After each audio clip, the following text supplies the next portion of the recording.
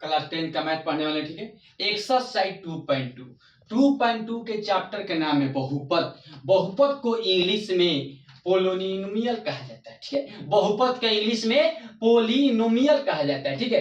पहला question board पर लिखा हुआ है।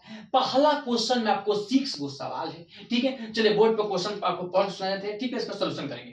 निम्न द्विघात बहुपद के शून्यक ज्ञात कीजिए और शून्यकों तथा गुणांकों के बीच संबंध की सत्याता की जांच कीजिए। मतलब शून्यक का आपको शून्यक भी ज्ञात करना है, शून्यक का गुणनफल भी ज्ञात करना है और उसको क्या करना है, जांच भी करना है, ठीक है। तो चलिए पहले हम लोग समझते हैं द्विघात समीकरण और द्विघात बहुपद। द्विघात समीकरण द्विघात बहुपद क्या होता है, मतलब कि देखिए ये जो पैटर्न है ये द्विघात बहुपद में, ये जो आपका क्वेश्चन लिखा हुआ है बोर्ड पर ये क्या है, द्विघात बहुपद में है। और यहाँ पर जीरो लगा देंगे तो यह क्या हो जाएगा, द्विघात समीकरण। तो यहाँ पर लिखे हैं कि बहुपद के जो व्यापक रूप का फॉर्मूला होता है x square plus b x plus c, ठीक है, बराबर जब जीरो दे देंगे तो इसको द्विघात समीकरण का व्यापक रूप कहा जाएगा। जब जीरो नहीं देंगे द्विघात बहुपद के व्यापक रूप कहा जाएगा। चलिए तो बोर्ड पर क्वेश्चन लिखा हुआ है, ठीक है, कि घटाने पर 2 आना चाहिए और गुना करने पे क्या आना चाहिए, 8 आना चाहिए। चलिए बनाते हैं। X square minus 4x plus 2x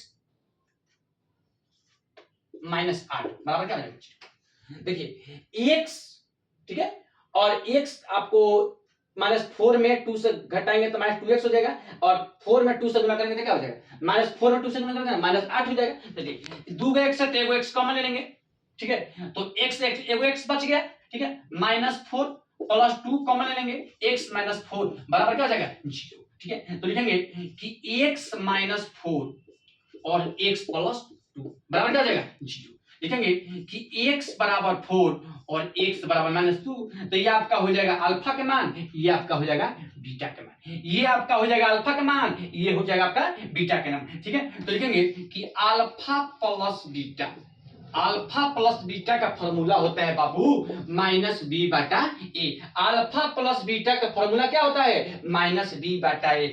तो चलिए तो यहां पर लिखेंगे कि जब यहां कुछ नहीं है तो आपको 1 में छुपा है तो 1 लिख देंगे, मान 1, b का मान क्या हो जाएगा -2, c का मान क्या हो जाएगा -8, ठीक है। ध्यान से बताते हैं। चलिए अल्फा प्लस अल्फा का मान 4 है, प्लस जेम करते हैं, बीटा का मान क्या है -2, माइनस बी का मान क्या है -2, ए का मान क्या है 1 है।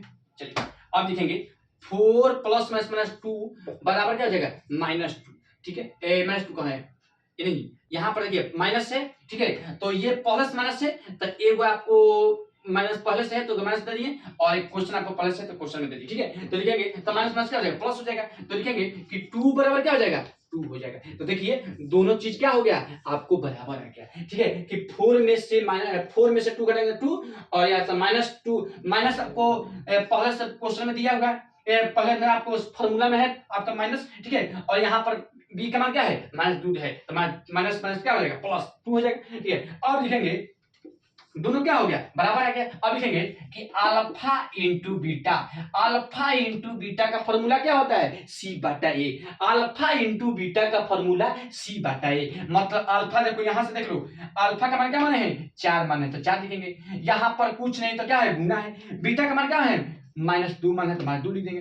अब देखो c का मान क्या है -8 है, a का मान क्या है 1 है।